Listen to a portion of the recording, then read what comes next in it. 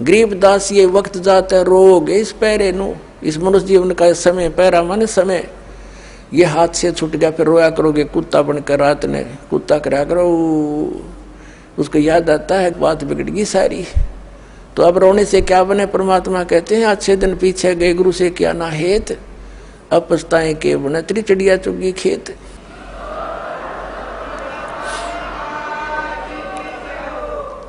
अब परमात्मा स्वयं ही वहां से चल कर आते हैं जहां वो भगवान रहते हैं, वेद गवाही देते हैं कि वहां से चलकर आता है, एक साधु रूप बनाकर कहीं भी प्रकट हो जाता। 3 प्रकार से परमात्मा हमारी धारण पोषण करता है। एक रूप में तो सतलोक में रहते हैं, स्थायी रूप में तेजो में शरीर मालिक का, करोड़ सूर्य मरादे करोड़ चंद्रमा से एक रूम की शोभा सतलोक में। अलखलोक में भिन्न शोभा है, परमात्मा एक ही है, रूप अनेक बना रहा है वहाँ पर। फिर वो परमात्मा वहाँ से गति करके आता, अच्छी आत्माओं को मिलता है जो दृढ़ भक्त होते हैं। उन दृढ़ भक्तों में से कौन कौन है, किन किन को मिले? आदरणीय धर्मदास साहिब जी को मिले, आदरणीय मुल्कदास साहिब जी को मिले, आदरणीय नानक साहिब जी सिख धर्म के प्रवर्तक, आदरणीय नानक देव साहिब जी से मिले, आदरणीय दादू साहिब जी से मिले, आदरणीय गरीबदास साहिब गांव छुड़ानी जिला जज्जर वाले को मिले, आदरणीय गीसा दास साहिब गांव खेखड़ा जिला मेरठ उत्तर प्रदेश वाले को मिले, और अनेकों को मिले हैं। इनका तो मूल प्रमाण हमारे सदग्रंथों में हमारे पास उपलब्ध है। वैसे कोड वर्डों में सांकेतिक बहुत वर्णन और भी मिलता है, जैसे आदरणीय नामदेव जी को भी मालिक मिले थे आके, क्योंकि हम बच्चे उसी के हैं, वही आकर उसी को दया आती है जो अच्छी आत्मा भक्ति की तरफ अग्रसर है, मिसगाइडेड है, उनको आकर मिलते हैं। कहीं भी आकर कोई भी लीला कर लेते हैं, उनको सतमार्ग बताकर फिर अंतर्ध्यान हो जाते हैं। यथार्थ ज्ञान सुनने के बाद वो प्राणी उल्टा नहीं हटता थे, सारा संसार एक तरफ हो जा। और वो परमात्मा भगतमती बहन मीराबाई को मालिक मिले। वो दृढ़ भक्तों को मिलते हैं जो पक्के भक्तों, टस से मस ना होते सारा संसार एक तरफ हो जाए। अपनात्मा हमने सारा इनकम्प्लीट स्पिरिचुअल नॉलेज सुन रखा है, कति अधूरा सधूरा सा जिसका सिर पैर नहीं। तो इसको तत्व ज्ञान कहते हैं, जो सबको सेट करे और परिपूर्ण रूप से कथाओं को भी सही सुनाए। जैसे मीराबाई पिछले जन्म जन्मांतर की पुण्यकर्मी प्राणी थे, और काल उनको ऐसे स्थान पर पैदा कर देता है कि उनकी भक्ति कोई कर्ण ना दे।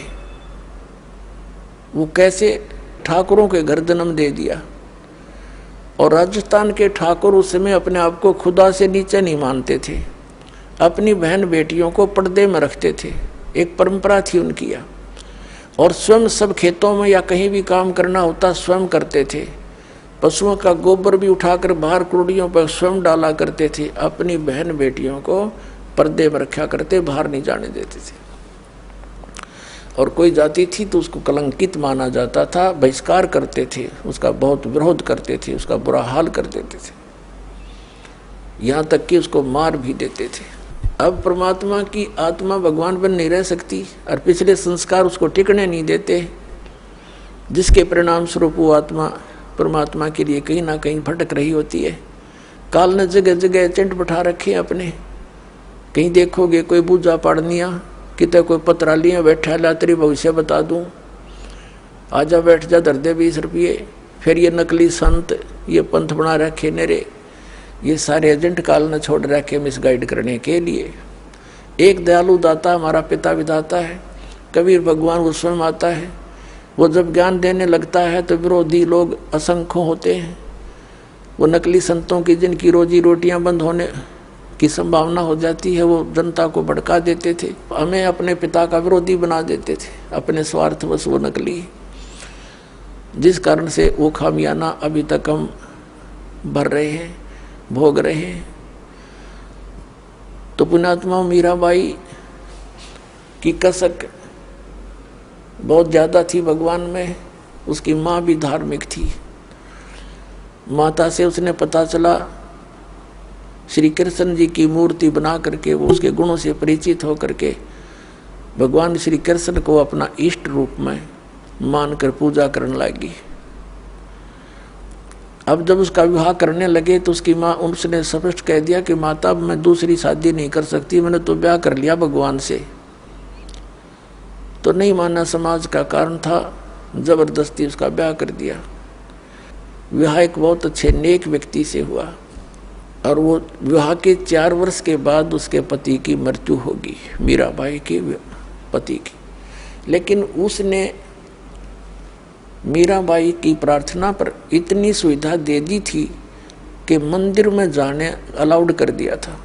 वो नगरी का राजा था, तो राजा के आगे विरोध कौन कर सकता है। उसके साथ में 2-3 नौकरानियां बहनें चली जाती थी, तो जिससे तो दूसरे ठाकुर लोग भी नहीं बोल सके, भी अकेली नहीं जाती है, 4-5 जाते हैं इसके साथ। और फिर राजा के सामने प्रत्येक व्यक्ति कुछ नहीं बोल सकता। अब वो मंदिर जाती थी, अटूट श्रद्धा थी भगवान में। अब परमात्मा कहते हैं सौ छल छिद्र मैं करूं अपने जन के काज, 100 छल छिद्र मैं करूं। अब क्या हुआ, दयालु है परमात्मा, सतगुरु आए दया करी, ऐसे दीन दयाल है ये हमारे परमात्मा। सतगुरु आते हैं ऐसे दीन दयाल हैं, अपनी आत्माओं को अपना रास्ता आप ही बताते हैं। एक दिन कुछ परमात्मा कबीर जी के शिष्य हो गए थे, रविदास जी और भी कई शिष्य हो गए थे, लेकिन रविदास जी उनके बहुत निकट रहते थे और वो चमार जाति से थे। आज से 600 वर्ष पहले ये छुआछूत चरम सीमा पर था और ये जो शेड्यूल कास्ट के जो व्यक्ति होते थे, अनुसूचित जाति यानी चमार हुए, जुलाहे हुए, इनसे अन्य विशेष कर श्रवण जाति बहुत इनको हे समझती थी, इनके निकट नहीं जाते थे।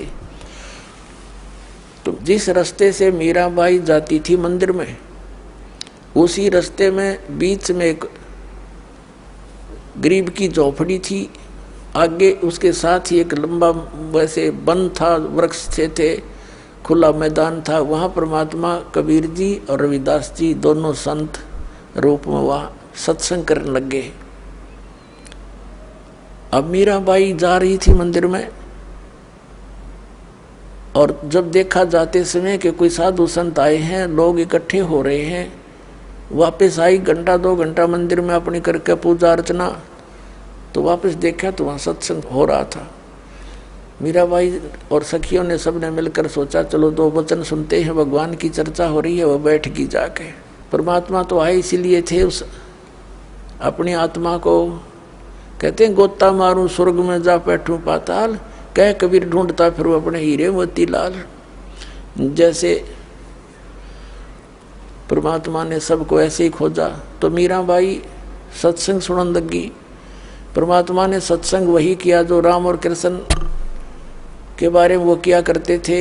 गुण तीनों की भक्ति में ये भूल पड़ो संसारे, कह कबीर निज नाम बिना कैसे उतरो पारे। 3 देव की जो करते भक्ति, इनकी कदे ना होवे मुक्ति। सारी कथा कहानी सुनाई भगवान ने। ब्रह्मा विष्णु महेश नासवान है, इनसे ऊपर कोई और परम शक्ति है, अपने को छुपा कर दाता बताया करते थे। मीराबाई को शौक लगा जैसे बिजली का झटका लगा करे, क्योंकि वो श्री कृष्ण की पुजारण थी, श्री विष्णु की पुजारण थी।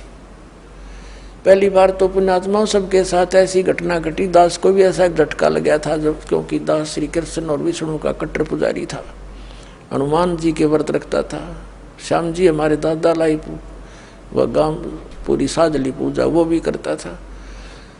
तो पहली बार दास को भी बड़ा दुख हुआ था, लेकिन सहन करके फिर आगे जानने की चेष्टा की तो हृदय के पट खुल गए, स्पष्ट दिखाई देता है। पहले मोतियाबिंद था, हमारा ऑपरेशन हो गया, अब हृदय वाली आंखें काम करने लगेगी।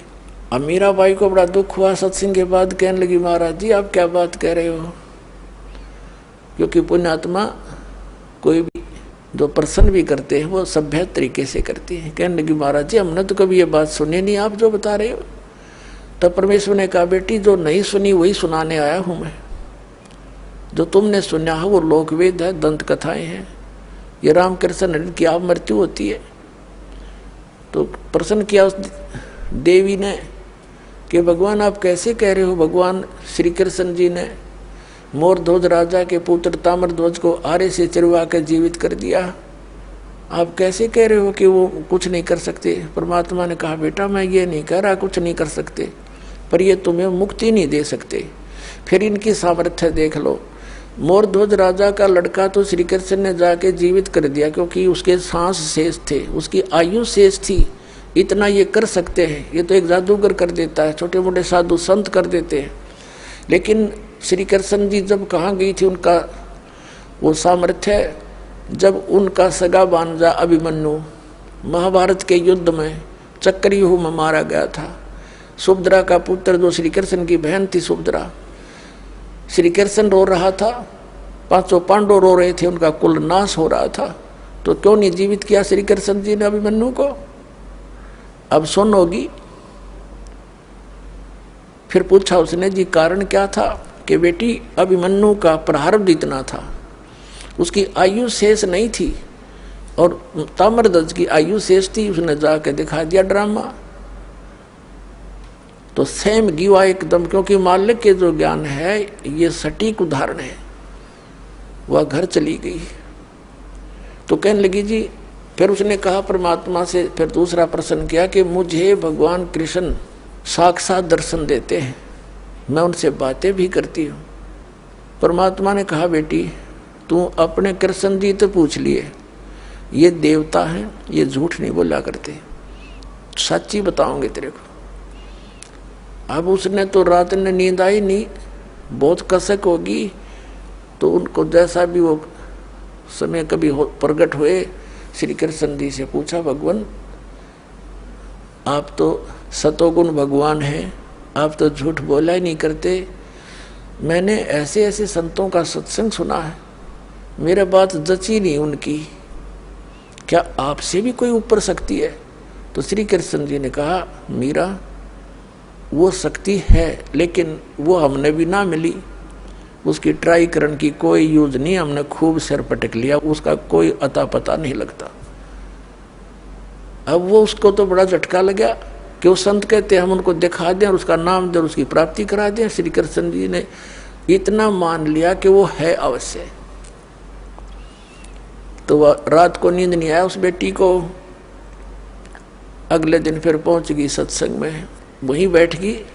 फिर सारी 2-3 दिन लगातार मालिक सत्संग करते रहे, फिर चले गए। हाँ फिर क्या हुआ, मीराबाई को प्रेरणा हुई कि भगवान मुझे उपदेश दे दो। परमात्मा ने कहा बेटा पहला काम है इस भक्ति मार्ग का प्रथम कदम गुरु होना चाहिए, सतगुरु हो, सच्चा ज्ञान वाला हो। तो मीराबाई ने कहा भगवान दीक्षा दे दो। अब परमात्मा ये देखना चाहते थे, या ठाकुरों की लड़की, इसमें भगवान की कितनी चाह है। ये परमात्मा को प्रमुख मानती है या समाज को, लोक लाज को।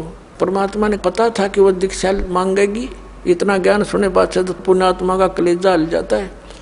रविदास जी से कह दिया कि तू मीराबाई को नाम दे दिए, प्रथम मंत्र मैंने तुझे बताया, केवल इस को देना, आगे तेरे को आदेश भी नहीं है, और मैं तेरे पास भेजूंगा जब यह दीक्षा लेना आवेगी,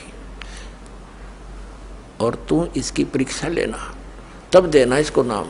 अब वह लड़की ने प्रार्थना की, परमात्मा ने कहा बेटी जा उसके पास, वो बैठा महात्मा, वो देंगे तुझे दीक्षा।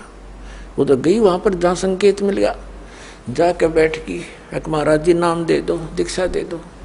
रविदास जी कहने लगा बेटी बहन मैं हूँ चमार जाति का और तू है ठाकरा की बेटी।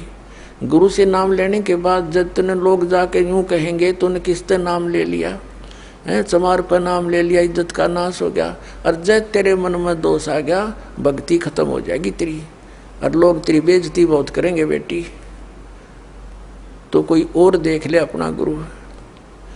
तो मीराबाई ने कहा कि महाराज जी मैं आपकी बेटी, आप मेरे पिता, बाढ़ में जाए संसार, मैंने नाम दे दो, मैं पीछा छुटवाना चाहती। तो रविदास जी ने दीक्षा दे दी।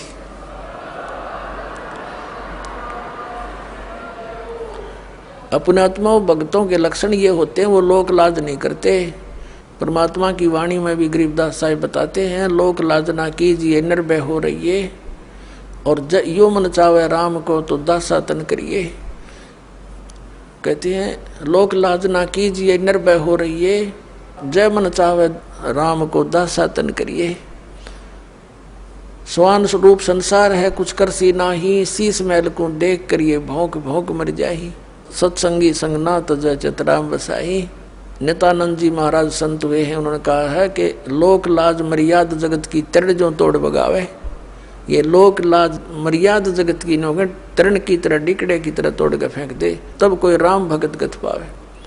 तो साधु संतां के पिछले उदाहरण देख लो, उन्होंने लोक मर्यादा कति नहीं करी। जैसे आदरणीय नानक साहिब जी हिंदू धर्म में थे, अरोड़ा खत्री इनके घर जन्म था इनका, और रामकृष्ण के पुजारी थे। परमात्मा मिले तो पूरा उसी दिन त्याग दिया था, परमात्मा के दर्शन कर आते ही सब छोड़ दिया, और पूरा विरोध हुआ था उसका हिंदू समाज में, होने दे, कति परवाह नहीं करी। ये दृढ़ भक्त होते हैं जिनको भगवान आकर मिलते हैं।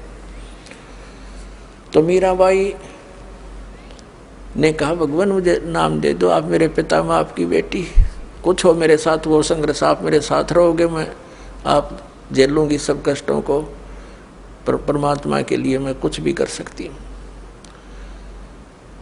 अब प्रथम मंत्र दे दिया रविदास जी ने, और फिर जैसे महीने में 20 दिन में फिर आने लग गए सत्संग करने। तो सत्संग उस दिन तो भगत पक्के आते हैं।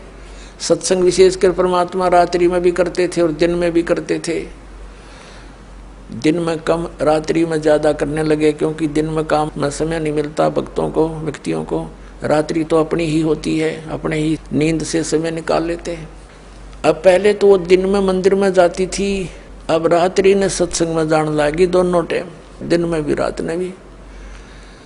अब पहले तो उसका पति था, उसको साथ देता था, कोई बोलने वाला नहीं था। अब उसकी मृत्यु के बाद उसका देवर बन गया वहाँ का उस नगरी का राजा। उसने मीराबाई को बहुत समझाया कि तू अब मत जाया कर, पहले तो तेरा पति था, अब लोग पता नहीं क्या क्या बात बनाते हैं, हमारी इज्जत का नाश कर देगी तू। उसने कोई परवाह नहीं करी थी, मंदिर में जाती रही। और फिर लागी और रात ने सत्संग में जान। इस बात का उसके देवर ने घना मलाल हो गया, घना दुख मान लिया कि इसको तो मार दे तो अच्छा है, और इसने तो इज्जत का नाश कर दिया। तो क्या किया उसने, क्या किया, एक दिन अपने पुत्र का जन्मदिन रख दिया, रिश्तेदार आए हुए थे, और एक किसी सपेरे से कहा कि ऐसा विषधर ला दे, ऐसा विषयर ला दे सर्प के डंक मारते मर जाए आदमी। उसने वैसा ही ला दिया, राजा का हुक्म था, और एक डिब्बे में बंद करके ऊपर लिख दिया 9 लखा हार। राजा ने एक बांदी से कहा, नौकरानी से, जाओ मीरा को दे दे, ये हार गले में पैर लेगी, सुंदर कपड़े पहन लेगी, रिश्तेदार आवेंगे। और ऐसे, क्योंकि वो तो ऐसी रहती थी बेचारी, उसने तो ना उड़ने पैरने की कोई परवाह नहीं रही थी, भगवान में कसक गनी लगी थी। तो उसने कहा कि ठीक से कपड़े पहन लेना, मेरी बेइज्जती ना करवाना, रिश्तेदार ने कहेंगे भाई रहानी उसकी पत्नी को कैसे रखता है, और ये हार पहन लेगी। उसने सोचा था न्यू कि सर्प डस कर मर जाएगी, सर्प देगा डस, सारे रिश्तेदार होंगे, सब गवाह हो जाएंगे, एक सांप लड़ गया, भाई हम भी वहीं थे, इसलिए मृत्यु होगी उसकी। इसने चाल तैयार चाली थी। अब वो नौकरानी ने जाकर दे दिया कि ले मीरा भाई, राजा ने बताया है इसमें एक हार है बहुत कीमती, इसको पहन लेना, और सुंदर कपड़े पहन ले, आज उनका लड़के का जन्मदिन है, दूर दूर के रिश्तेदार आए हुए। मीरा भाई बोली रख दे बेबे, पहन लूंगी। नानू का हिब्बा पहन ले, अकमा पहन लूंगी, तू जा। वह चली गई। अब उसने खोला कि ना पहनूंगी तो यूं दुखी करेगा, इन बातों में तो कोई खास आंट भी नहीं मेरा भक्ति की, मेरे लिए तो माटी है, यूं हार है, जो कुछ भी है, लेकिन यूं बकवादी आदमी दुखी करेगा। तो उसने अपना धोए दाए कपड़े पहन के वो हार गले में पहन के बैठ गई कि जब वहाँ जाएंगे इकट्ठे में चली जाऊंगी, जहाँ इकट्ठा होना है पार्टी में। अब 5-7 मिनट के बाद वो आया। वो तो ये देखने आया था कि मर्गी होगी, वाई वाह के कह दूँ सांप लड़ गया, सांप लड़ गया, ये रहा भागियो भागियो। अब उसने जाकर देखा कि वो मीराबाई गले में सुंदर हार पहने बैठी। तो कहने लगा कि ये हार कहाँ से लाई? तो उल्टा मैं जानता था तू रातों जाती है, यही कर्म करने जाती है। वो कहने लगी जी आप भी मुझे जीने देते ना मरने देते, आप ही ने तभी भेजा था और देख मुझे ही कलंकित कर रहे हो। तो वो कहता मैंने कहाँ भेजा था कि ये डिब्बे में ये बांधी नौकरानी कर गई थी। वो डिब्बा देखा कि इसमें क्या था, कि इसमें ये हार था। अब उसने सोचा, बांदी बुलाई नौकरानी, बोली जी मैं अभी देकर बाहर ही बैठी हूँ, इनके बाहर नौकरानी थी, वो बाहर रहती थी और यही डिब्बा, और तो उसके पास कोई कपड़ा भी नहीं था विशेष और कोई पात्र भी ऐसा नहीं था।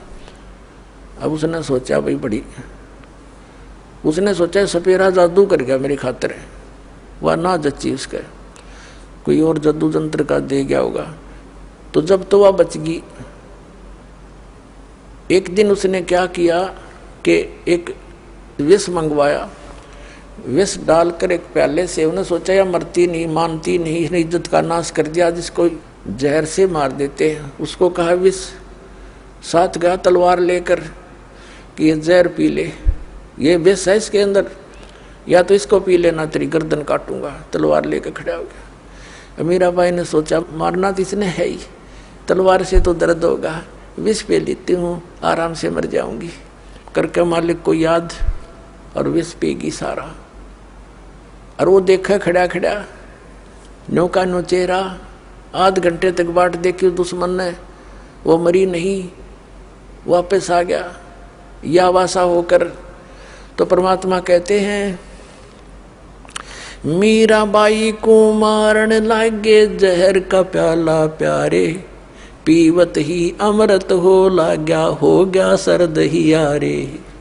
मन तू पावेगा अपना किया रे, भोगेगा अपना किया रे। भक्ति के अंदर ऐसी शक्ति है पुण्यात्माओं, विश्वास करना इस मालिक पर। ये कथाएं सुना करते थे हम, कथा नहीं थी, ये सच्ची बातें हैं।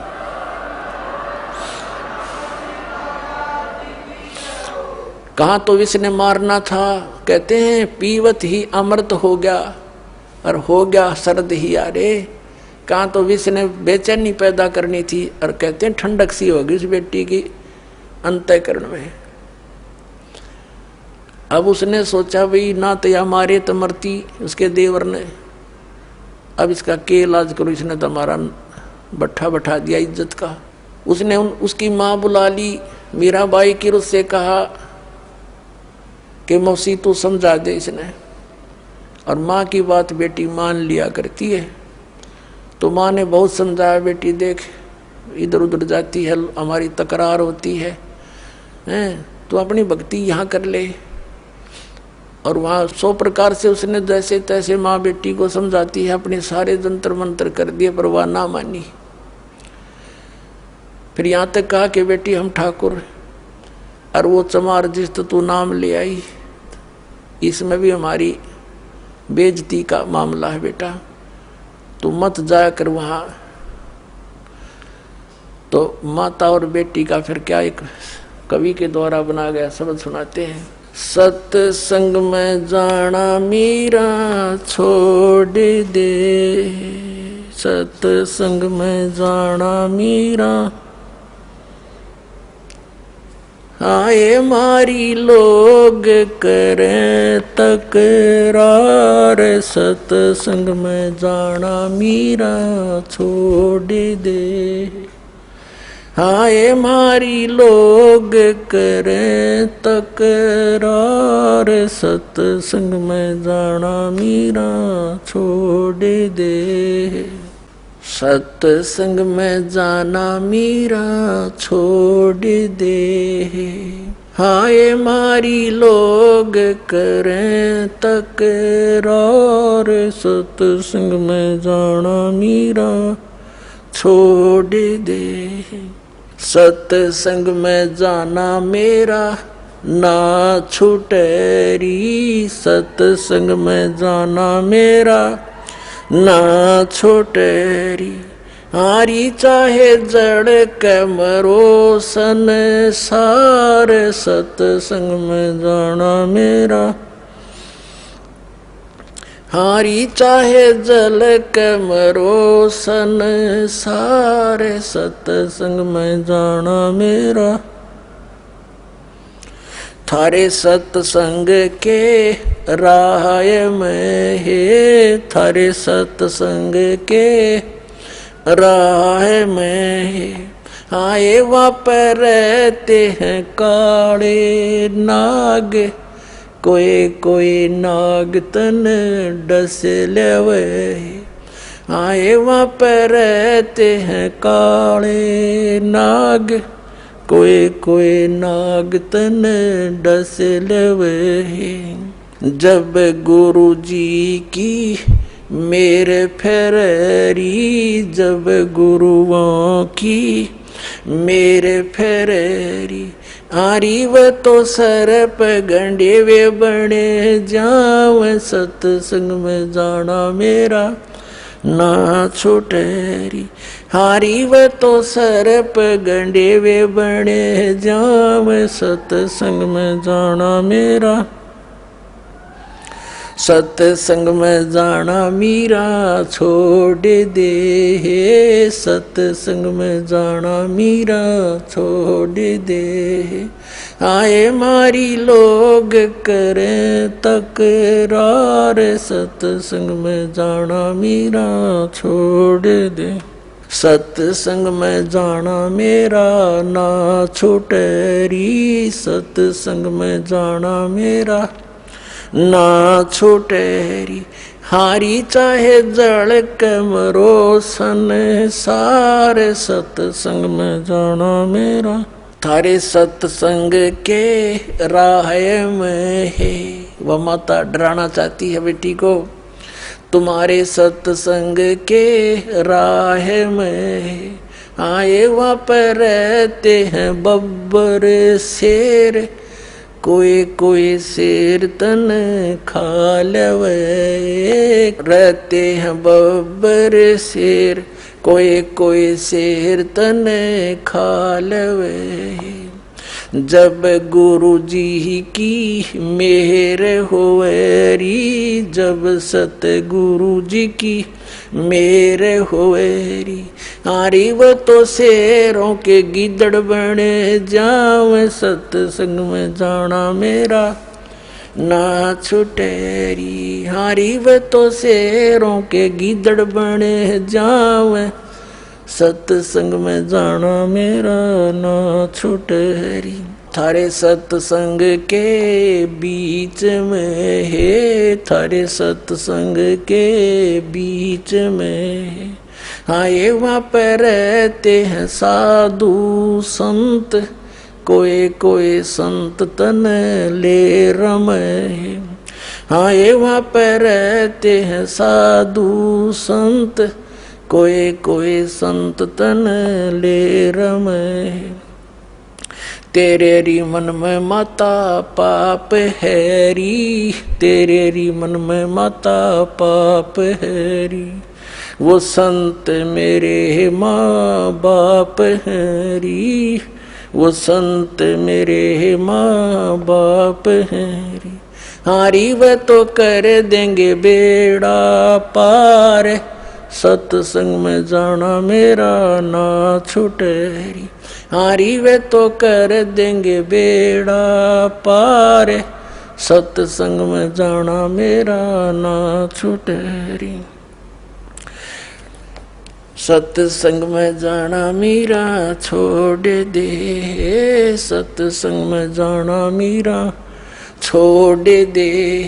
हाय मारी लोग करें तकरार, सत्संग में जाना मेरा छोड़ दे। सत्संग में जाना मेरा ना छोटे री, सत्संग में जाना मेरा ना छोटे री।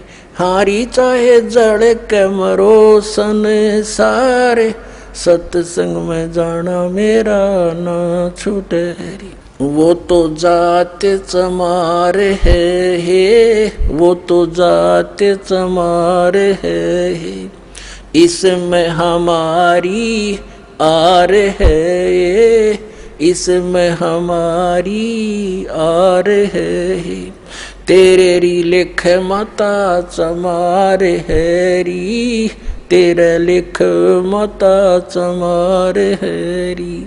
मेरा सिरजन और हरी, मेरा सिरजन और हरी। हरि व तो मीरा के गुरु रविदास, सत्संग में जाना मेरा ना छूटे री। हरि व तो मीरा के गुरु रविदास, सत्संग में जाना मेरा ना छूटे री। अपने आत्माओं, परमात्मा के पाने के लिए सबसे बड़ी बंधन काल ने, सबसे बड़े रस्से हमारा बांध रखे हैं ये लोक परंपराओं के। और परमात्मा कबीर साहब कहते हैं, सोई जन उभरे जिन तोड़ी कुल की कान। परमात्मा कहते हैं कुल करने के कारण यू अनसा गया बिगो, जब यू कुल के कर लेगा तो चार पाया का हो। आज तो लोक लाज में कुल की मर्यादा में को प्रमुख मानकर सत्संग में आया नहीं, सत्संग सुने नहीं, ज्ञान होया नहीं, भक्ति करी नहीं, फिर गधा बन का घूमेगा, चार पाया का होगा। जब यू कुल के ढालड़ा होगा तेरे, तब यू कुल के कर लेगा तो चार पाया का हो। तो संतों को यू हृदय में जम जाती है बातें। तो यहाँ परमात्मा कहते हैं कि तन छूटे जब कहाँ समावेगा, और आखिर तुझको कौन कहेगा। गुरु बिन आत्म ज्ञान मन ने की कर ले, 2 दिन का मेहमान मन ने की कर ले, 2 दिन का मेहमान। कहते आखिर तुझे गुरु के बिना यू आत्मज्ञान बताओगा कौन है। तो इस प्रकार हमने इस सारे ज्ञान को समझना है। जैसे नित्यानंद जी एक ब्राह्मण कुल में थे, तहसीलदार की पोस्ट थी, 250 वर्ष पहले की बात। इसमें नारनौल के नवाब के यहाँ तहसीलदार की नौकरी करते थे। जब ये आत्मज्ञान हुआ, फिर परमात्म ज्ञान हुआ, नौकरी त्याग दी। पत्नी थी, वो विरोध गणा करा करती, परमात्मा की ऐसी रजा हुई, उसकी मृत्यु होगी और वैराग बन गया। जब इस ज्ञान से परिचित हुआ तब कहा था ब्राह्मण कुल में जन्म था। पहले तो 250 वर्ष पहले ब्राह्मण के घर जन्म होना ही एक बहुत बड़ी महान माना करते थे। और फिर तहसीलदार की पोस्ट, आज तो मंत्री की को ना इतनी कीमत जितनी उस समय तहसीलदार की होती थी। और दोनों को बद के गढ़ भगवान से दूर कर, कहते हैं कबीर साहब कहते हैं, सुख के माथे पत्थर पड़ो जिसते नाम हर देते जा, और बलिहारी उस दुख के जो पल पल नाम रटावे। परमात्मा कबीर जी कहते हैं आग लगो ऐसे सुख के जो भगवान से दूर करे। हे परमात्मा ऐसा दुख भी दिए रखना, तेरी याद बनी रहे। तो नित्यानंद ने कहा था जब वो ये ज्ञान हो गया, जब कहते हैं ब्राह्मण कुल में जन्म था मैं करता बहुत मरोड़, और गुरु गुमानी दास ने दिया कुबद गढ़ तोड़े। संत मिले उनको गुमानी दास नाम के, कहते कुबद का गढ़ तोड़ दिया। मान बढ़ाई है, ऊंची नीची जाति वाला अभिमान भेदभाव, कहते ये कुबद का गढ़ संत बिना नहीं टूटे। तो परमात्मा के बच्चे जो होते हैं उन्हीं को मिलते हैं जो दृढ़ होते हैं। मीराबाई दृढ़ भगत थी, सारा संसार एक तरफ।